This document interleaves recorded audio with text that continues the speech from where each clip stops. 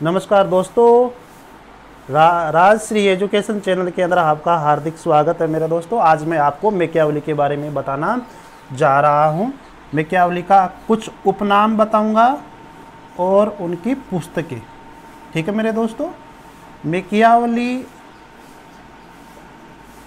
Machiavelli का समय जो था वो 1469 से लेकर 1527 का समय था।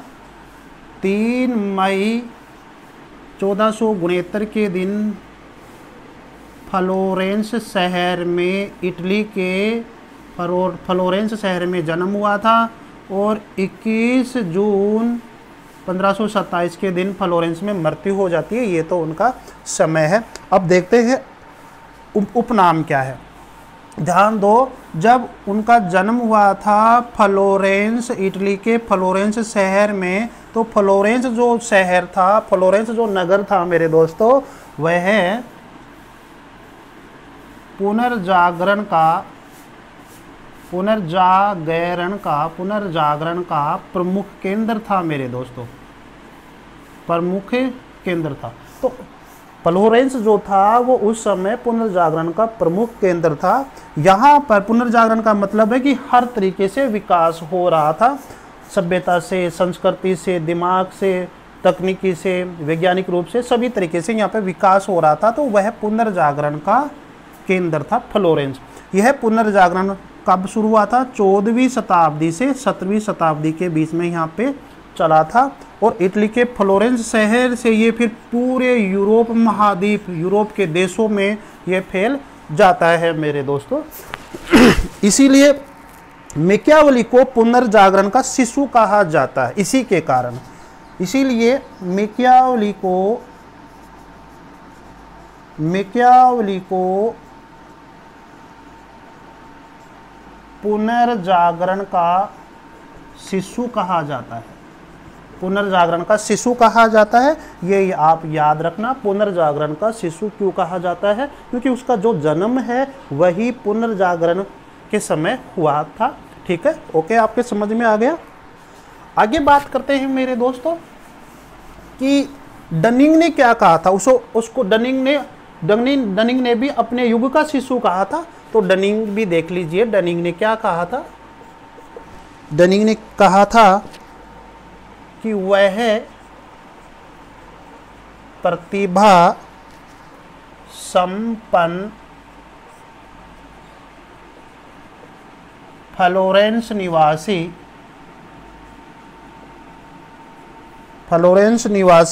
वास्तविक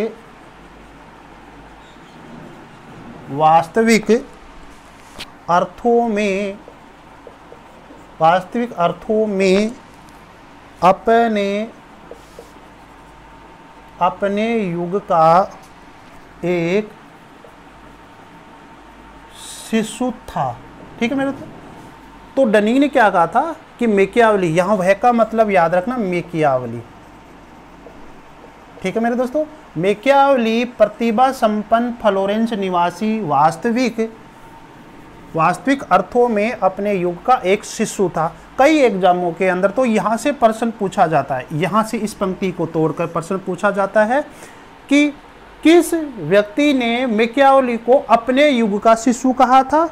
4 ऑप्शन आते हैं, तो आपका आंसर क्या आना चाहिए? डनिंग। क्या आंसर आना चाहिए? डनिंग आंसर आना चाहिए। ठीक है दोस्तों, मेरे आपके समझ में आ गया होगा, तो आप इसका स्क्रीनशॉट ले सकते हैं। आगे बात करते हैं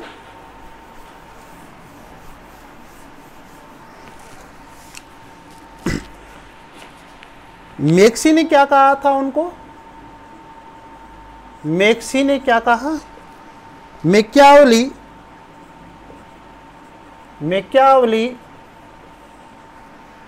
प्रथम आधुनिक राजनीतिक चिंतन है। प्रथम आधुनिक राजनीतिक चिंतन है। ठीक है मेरे दोस्तों, प्रथम आधुनिक राजनीतिक चिंतन है। ये किसने कहा था? मैक्सी ने कहा था।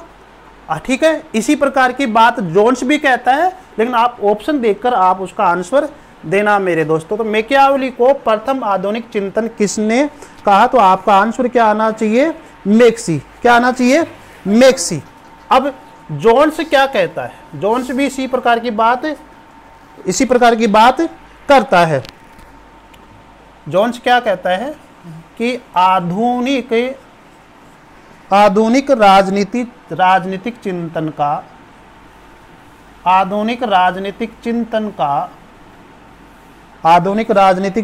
का पिता, ठीक है, आधुनिक राजनीतिक चिंतन का पिता कौन है? मैकियावेली। कौन है? मैकियावेली, ठीक है। तो आधुनिक राजनीतिक चिंतन का पिता कहा मैकियावेली को, किसने? जोन्स ने कहा। और ये क्या है? मैक्सी ने क्या कहा? मैकियावेली प्रथम आधुनिक राजनीतिक चिंतन है, ठीक है। कभी कभी ये पर्सन ये छाप देता है पेपर के अंदर कि आधुनिक राजनीतिक चिंतन का पिता किसने कहा, तो जोन्स ऑप्शन में नहीं आता है तो मैक्सी आ जाता है, ठीक है। तो आरपीसी क्या करती है कि इसको सही मान लेती है या फिर अपवाद का प्रश्न बन जाता है। तो आप पिता वाला पूछे तो जोन्स आएगा, और आधुनिक राजनीतिक चिंतन, प्रथम आधुनिक राजनीतिक चिंतन पूछे तो क्या आएगा? मैक्सी आएगा, ठीक है। ये आप स्क्रीनशॉट ले सकते हैं आप इसका। आगे बात करते हैं। जोन्स ने एक बात और कही थी। जोन्स के अकॉर्डिंग मैकियावेली अपने समय का एक उत्कृष्टतम निचोड़ है। मैकियावेली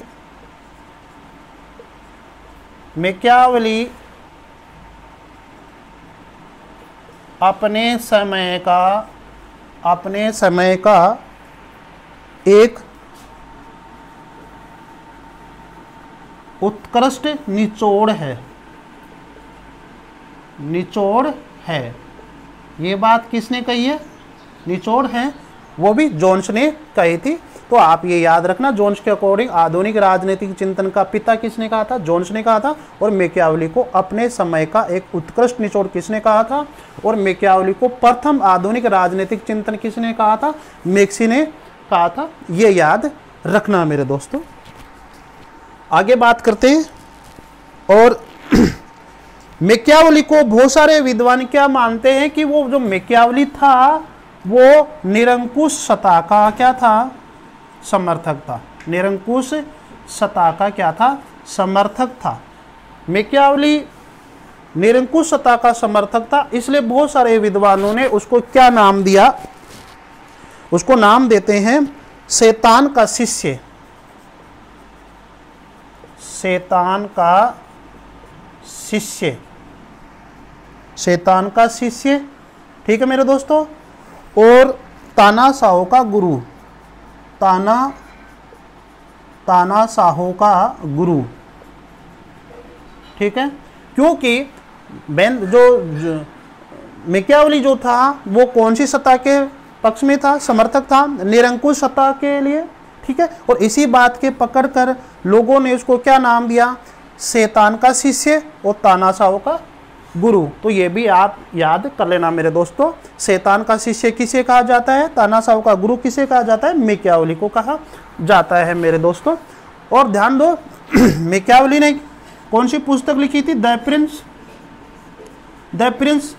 और द प्रिंस को पढ़कर हिटलर और मुसोलिनी जो थे वो तानाशाही बने थे मेरे दोस्तों। ये आप याद रखना, ठीक है। द प्रिंस बुक को पढ़कर ही हिटलर और मुसोलिनी जैसे जो राजनीतिक जो हुए थे, जो विद्वान हुए थे, वो क्या है कि तानाशाही बने थे। क्यों? इन्हीं द प्रिंस पुस्तक को पढ़कर। इसीलिए शैतान का शिष्य किसे कहा जाता है? मैकियावेली को। और तानाशाह का गुरु किसे कहा जाता है? मैकियावेली को कहा जाता है। आगे बात करते हैं। गेटेल ने क्या कहा था? गेटेल ने क्या कहा मैकियावेली को? कि मैकियावेली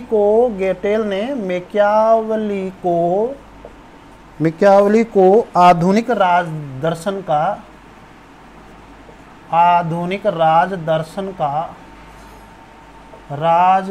का जनक कहते हैं।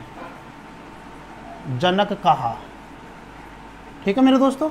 तो गेटेल ने मैकियावेली को क्या कहा? आधुनिक राजदर्शन का जनक, आधुनिक राजदर्शन का जनक कहा।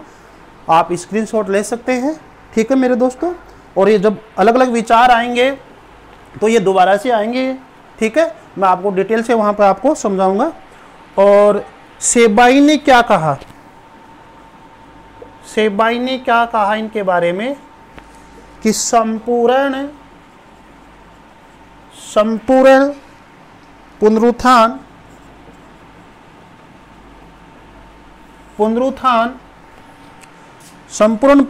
मैकियावेली में आ गया है, मैकियावेली में आ गया, ठीक है। वो कहते हैं कि संपूर्ण पुनरुत्थान मैकियावेली में आ गया है। ये बात कौन करता है? सेबाइन, ठीक है। आगे बात करते हैं कि हमारे लियो स्ट्रोस, एक आलोचक हुए हैं कि लियो स्ट्रोस, वो इनको बुराई का शिक्षक के रूप में चित्रित किया, बुराई के शिक्षक के रूप में, ठीक है मेरे दोस्तों। ये बाद में बताऊंगा आपको क्यों उनको चित्रित किया। तो लियो स्ट्रोस ने बुराई के शिक्षक के रूप में चित्रित किया मैकियावेली को। तो ये प्रश्न आपसे पूछा जा सकता है कि किसने मैकियावेली को बुराई के शिक्षक के रूप में चित्रित किया? तो आपका आंसर आना चाहिए लियो स्ट्रोस। क्या आना चाहिए मेरे दोस्तों? लियो स्ट्रोस आना चाहिए। अब मैं आपको बताने जा रहा हूं मैकियावेली की प्रमुख पुस्तकें, जहां से भी काफी एग्जामों के अंदर क्वेश्चन आता है मेरे दोस्तों। आगे बात करता हूं मैकियावेली की प्रमुख पुस्तकें कौन कौन सी है। तो द प्रिंस पहली पुस्तक है, द प्रिंस, मैकियावेली की पुस्तकें, मैकियावेली की पुस्तकें, ठीक है मेरे दोस्तों। The Prince, the Prince, the Prince, the Prince पुस्तक कब लिखी गई थी? तो ये याद रखना 1513 के अंदर, 1513 के अंदर ये लिखी गई थी, लेकिन ये प्रकाशित कब हुई थी? 1532 के अंदर, ठीक है। लिख तो दिया था मैकियावेली ने 1513 के अंदर, लेकिन उसके मरने के बाद, उसकी मृत्यु कब हुई थी? 1527 के अंदर। तो 5 साल बाद में ये पुस्तक प्रकाशित होती है 1532 के अंदर। दूसरी बात, ये बात करते हैं कि द प्रिंस, प्रिंस का मतलब होता है राजा। क्या होता है? राजा। अब आपसे पूछ लिया जाए कि जो द प्रिंस जो बुक है वो किस राजा को समर्पित है, या हम ये कह सकते हैं कि द प्रिंस के अंदर वो कौन से राजा को आदर्श राजा की संज्ञा दी है, ठीक है मेरे दोस्तों। या हम ये कह सकते हैं कि द प्रिंस पुस्तक किस राजा को समर्पित है। तो आपको पता होना चाहिए कि जब फ्लोरेंस के अंदर मेरे दोस्तों गणतंत्रात्मक शासन व्यवस्था थी, तब 1512 के अंदर वहां पर चर्च के सहयोग से वापिस मेडिनी परिवार सत्ता में आता है। तो वो उसको ये कहते हैं कि आप हमारा इतिहास लिखो। तो उस समय उसने इतिहास लिखना शुरू किया था द प्रिंस मैकियावेली ने। और कौन से राजा ने उसको कहा था? तो वो राजा का नाम आप याद रखना मेरे दोस्तों। उस राजा का क्या नाम था? सीजर बोर्जिया, सीजर बोर्जिया, सीजर बोर्जिया, ठीक है। इसी राजा को अपन लोरेंजो के नाम से भी जानते हैं, लोरेंजो, लोरेंजो के नाम से भी जानते हैं, या फिर हम इसको ड्यूक ऑफ बोर्जिया, या अपन इसको ड्यूक ऑफ बोर्जिया, ठीक है। ये आपको नाम देखने को मिलेंगे किताबों के अंदर। तो ये एक ही बात है, सीजर बोर्जिया बोल दो, लोरेंजो बोल दो, ड्यूक ऑफ बोर्जिया बोल दो, ठीक है मेरे दोस्तों। तो ये द प्रिंस है वो कौन से राजा को समर्पित है? Caesar Borgia, Lorenzo, Duke of Borgia. कोई भी आप याद कर लेना, ऑप्शन के अकॉर्डिंग आप इसका आंसर देना। तो प्रश्न किया जाए द प्रिंस कौन से राजा को समर्पित है? इस राजा को प्रसिद्ध है। प्रिंस के अंदर कौन से राजा को वो आदर्श मानता है? इस राजा को मानता है। वो वह कौन सा राजा है जिसको मैकियावेली ने एक अच्छा माना, एक सारे गुण माना उसके अंदर, तो वो कौन सा है? लोरेंजो है, सीजर बोर्जिया है, कहने का मतलब ड्यूक ऑफ बोर्जिया है। ठीक है, ये सब एक ही नाम है, तो ये आप याद कर लेना मेरे दोस्तों। आगे बात करते हैं कि द प्रिंस के अंदर जब राजा का वर्णन कर रहा है, राजा का वर्णन कर रहा है, एक राजा को समर्पित, इस पुस्तक को समर्पित करके लिखा है, तो हम ये कह सकते हैं कि यह पुस्तक, इस पुस्तक में किसका वर्णन है? वर्णन है राजदर्शन, राजदर्शन, और राजदर्शन का मतलब राजा का दर्शन। ठीक है मेरे दोस्तों, राजा, राजशाही सत्ता, राजशाही सत्ता। ठीक है, तो राजदर्शन के बारे में है, यहाँ पे कोई गणतंत्रीय शासन व्यवस्था या प्रजातंत्रीय व्यवस्था की बात नहीं करता है, वो राजा की बात कर रहा है, तो इसका मतलब हो गया वह राजशाही सत्ता के बारे में बात कर रहा है, राजदर्शन के बारे में बात करता है। तो कभी आपसे पूछ लिया जाए कि मैकियावेली ने अपनी कौन सी पुस्तक में राजदर्शन को ज़्यादा समर्थन दिया, राजदर्शन के बारे में ज़्यादा बात की, तो आपका आंसर क्या आना चाहिए? क्या? The Prince. अर्थात अपन ये कहते हैं कि ये कह सकते हैं कि राजतंत्र। ठीक है मेरे दोस्तों, तो राजतंत्र हुआ, राजदर्शन हुआ, राजशाही हुआ, तो आप ये इसका अर्थ लगा लेना कि राजा के बारे में उसने इसमें लिखा था, तो वो राजतंत्र का समर्थन कर रहा है इस बुक के अंदर। ठीक है मेरे दोस्तों, आगे बात करते हैं।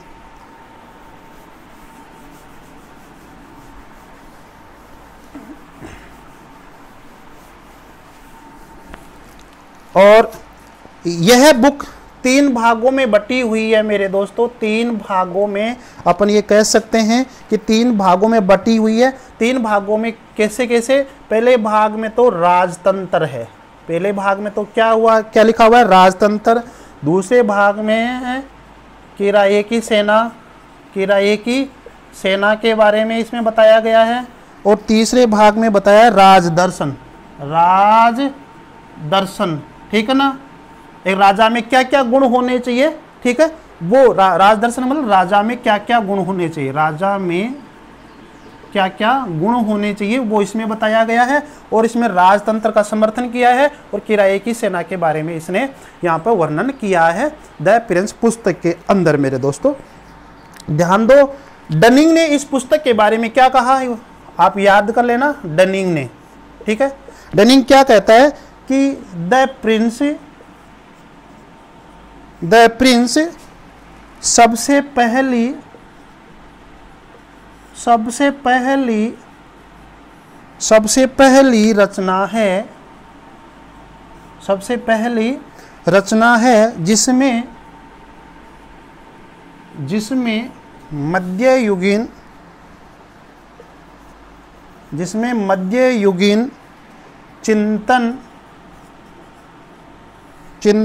है जिसमें मध्ययुगीन चिंतन प्रणाली का परित्याग किया है।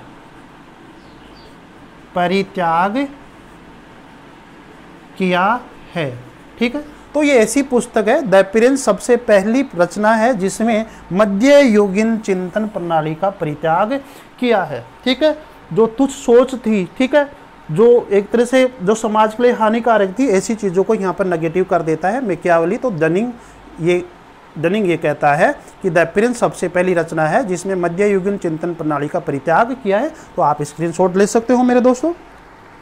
आगे बात करते हैं कि ये जो पुस्तक है द प्रिंस, इतावली भाषा में इसका शीर्षक क्या है? इल प्रिंसिप।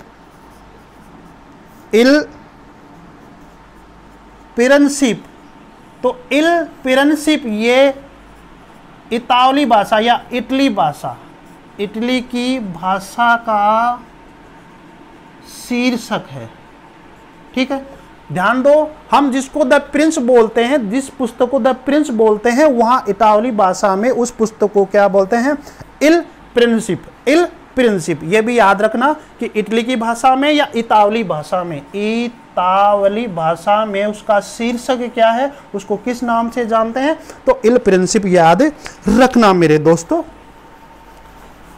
आगे बात करते हैं मेरे दोस्तों कि आपसे कभी पूछ लिया जाए कि द प्रिंस पुस्तक किसकी है? ये तो मैकियावेली की है, अभी पढ़ा।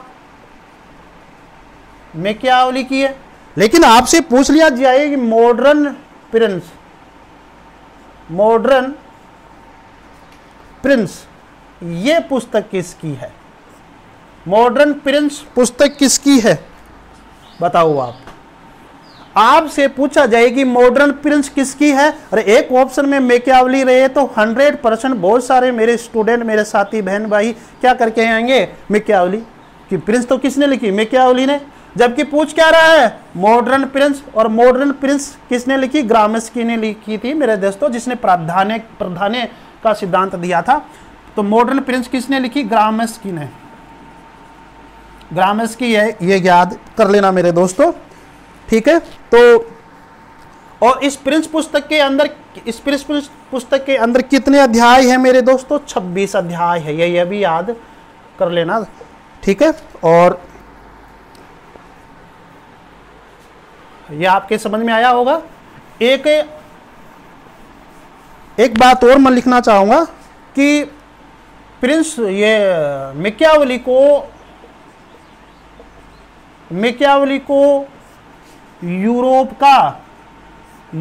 का चाणक्य, या अपन ये कह सकते हैं इटली का चाणक्य, ठीक है मेरे दोस्तों।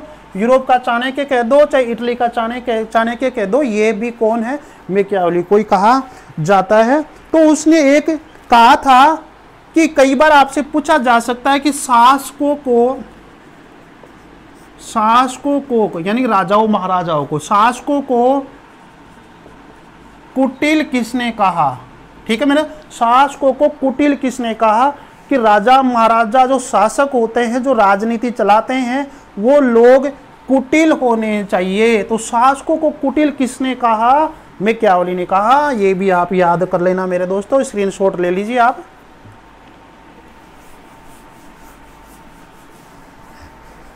अगली पुस्तक के बारे में चर्चा करते हैं मेरे दोस्तों, discourses on Levi. Discourses on Levi,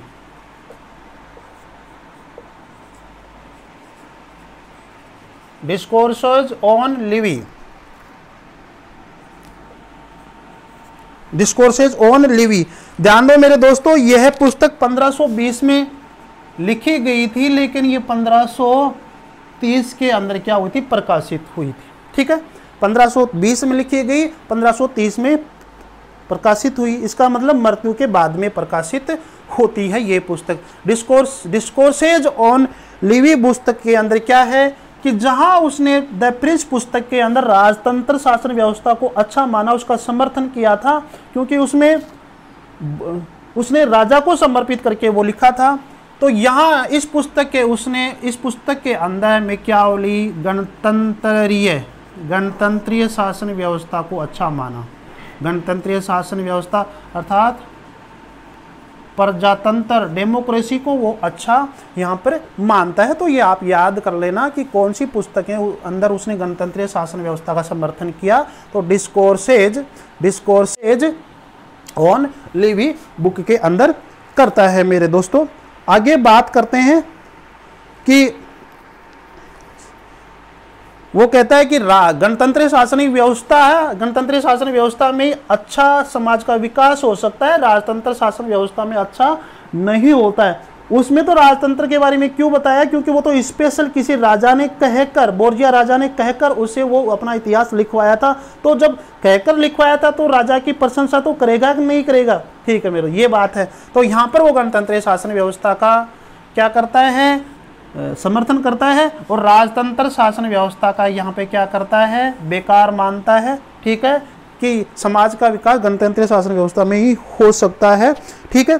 और इसी पुस्तक के अंदर उसने लोकतंत्र जैसे शब्द, अब आगे पढ़ेंगे अपन, लोकतंत्र है, अधिकार है, स्वतंत्रता है, ठीक है मेरे दोस्तों। लोकतंत्र, अधिकार, स्वतंत्रता जैसे शब्द कौन सी पुस्तक में दिया है, उसने इसी पुस्तक के अंदर दिया था मेरे दोस्तों, ठीक है। आगे बात करते हैं अगली पुस्तक के बारे में।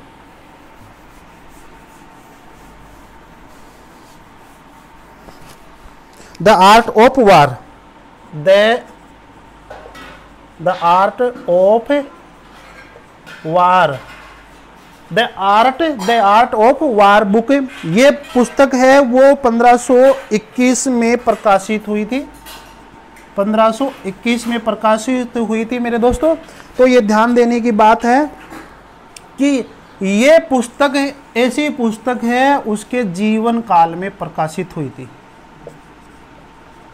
जीवन काल में प्रकाशित होने वाली बुक, किताबों के अंदर केवल ये एक नाम मिलता है मेरे दोस्तों कि जिसके विज्ञावली के जीवन काल में जो पुस्तक प्रकाशित होती है तो एक इस बुक का नाम मिलता है किताबों के अंदर। तो आप याद कर लेना, कभी आ सकता है कि विज्ञावली के जीवन काल में निम्न में से कौन सी पुस्तक प्रकाशित होती है, नहीं होती है। तो नहीं होने वाली पुस्तक आप याद रखना, द आर्ट ऑफ वार, ये उनके जीवन काल में प्रकाशित होती है। तो एक पुस्तक आप याद कर लेना कि जीवन काल में प्रकाशित होने वाली पुस्तक कौन सी है, द आर्ट ऑफ वार। बाकी की पुस्तकें वो जीवन काल के बाद में प्रकाशित होती है। तो ये एक पुस्तक तो आप कम से कम याद कर ही लेना मेरे दोस्तों, ठीक है। तो द आर्ट ऑफ वार उसके जीवन काल में प्रकाशित होने वाली पुस्तक है, जो कब प्रकाशित हुई थी, 1521 के अंदर। इसके अंदर उसने स्पष्ट रूप से कहा था कि नागरिक सेना का वर्णन किया था कि किराए की सेना नहीं रखनी चाहिए, स्वयं की सेना रखनी चाहिए मेरे दोस्तों। तो नागरिक सेना का वर्णन द आर्ट ऑफ वार में भी किया था और द प्रिंस के अंदर भी किया था मेरे दोस्तों, ठीक है। तो नागरिक सेना का वर्णन भी इसमें किया था। और आगे बात करते हैं। तो यह आप समझ में आ गया कि जीवन काल में प्रकाशित होने वाली एकमात्र पुस्तक कौन सी है, द आर्ट ऑफ वार। ये रटा मार लेना मेरे दोस्तों, स्क्रीनशॉट आप ले सकते हैं इसका। आगे की पुस्तक देखते हैं, the history of Florence, the history of Florence, ठीक है मेरे दोस्तों। द हिस्ट्री ऑफ फ्लोरेंस ये पुस्तक कब प्रकाशित हुई थी, 1532 के अंदर, 1532 के अंदर। इसका मतलब ये हो गया कि द प्रिंस और the history of Florence book दोनों 1532 में प्रकाशित होती है उसके मरने के बाद में, ठीक है मेरे दोस्तों। तो इसके अंदर तो देखो ये नाम से ही पता चल रहा है कि इतिहास, और इतिहास कहाँ का लिखा उसने, फ्लोरेंस का, और फ्लोरेंस कहाँ पर है, इटली में। तो अपन ये भी तो कह सकते हैं कि इटली का इतिहास या फिर फ्लोरेंस का इतिहास। तो द हिस्ट्री ऑफ फ्लोरेंस पुस्तक 1532 में प्रकाशित होती है मेरे दोस्तों। इसके अलावा ये तो इसकी 4 पुस्तकें मुख्य हैं जो आपसे पूछी जा सकती है, और एग्जाम की दृष्टि से ये 4 ही पुस्तकें एग्जामों के अंदर आती है कि द हिस्ट्री ऑफ फ्लोरेंस किसने लिखा, ठीक है। तो एग्जाम की दृष्टि से ये 4 ही मुख्य पुस्तकें हैं, और इन 4 मुख्य पुस्तकों में से आपसे पूछा जाए कि जीवन काल में कौन सी प्रकाशित हुई, तो आप आंसर दे देना। इसके अलावा और कुछ पुस्तकें हैं, नोवेल बेफेगोर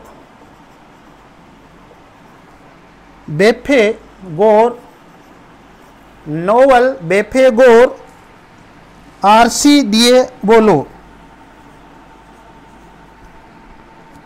आरसी डाई बोलो,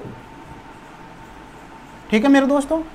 नोवेल बेफेगोर आरसी डाई वोलो, ये बुक भी किसकी है, मिक्यावली की है। तो ये खास नहीं है, इस तरह से आप थोड़ा सा देख लेना, ठीक है। वो 4 ही पुस्तक मुख्य है जो पहले बताइए। अगली पुस्तक है लाइफ ऑफ कैस्ट्रोक्सियो, CASTRUCCIO,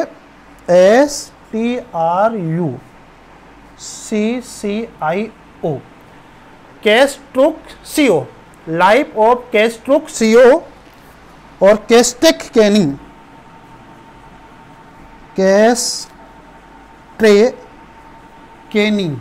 ठीक है, कैस्ट्रेक केनी, लाइफ ऑफ कैस्ट्रोक्सियो और कैस्ट्रेक केनी, ये पुस्तक भी मैकियावेली की है। और 1-2 पुस्तक और लिखवा देता हूँ, द essential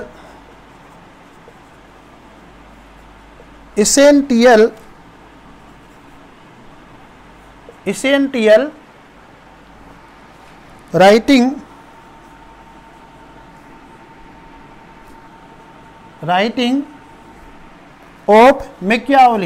of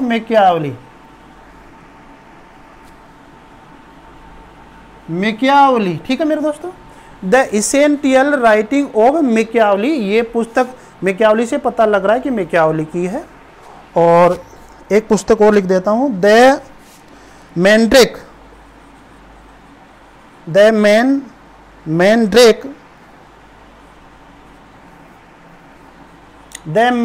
ठीक है मेरे दोस्तों। तो ये जो बुकें हैं द मैंड्रेक, ये 4 पुस्तकें और हैं, आप इनको स्क्रीनशॉट ले सकते हैं, लेकिन ये खास नहीं है, एग्जाम की दृष्टि से यहाँ पे ज़्यादा कुछ पर्सन आते नहीं है। तो वो जो 4 पुस्तक बताई मैंने शुरू के अंदर, वो पुस्तकें आप याद रखना, उनका प्रकाशन कब हुआ, कब लिखी गई थी और उनके जीवन काल में कौन सी पुस्तक प्रकाशित हुई थी, तो ये आप याद कर लेना मेरे दोस्तों। तो आज की क्लास इतनी मेरे दोस्तों। मेरी क्लास कैसी लगी आपको कमेंट बॉक्स में ज़रूर उसमें लिखें, कुछ प्रॉब्लम है वो लिखिए। जहाँ रहो मस्त रहो। धन्यवाद दोस्तों। और चैनल को बार बार कहने की ज़रूरत नहीं पड़े मेरे दोस्तों, लाइक शेयर सब्सक्राइब तो करना ही है आपको। Okay sir.